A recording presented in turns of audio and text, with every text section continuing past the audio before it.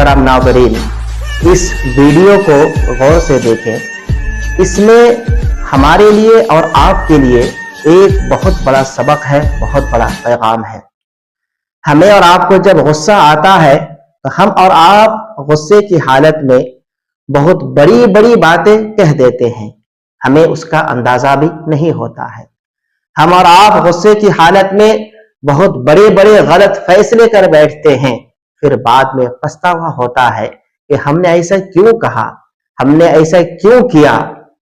اس لیے کبھی بھی غصے کی حالت میں کوئی فیصلہ نہ کرے، کیونکہ اس سے خود کا ہی نقصان ہوتا ہے۔ حدیث میں غصے کو قابو میں رکھنے کی بڑی فضیلت ہے۔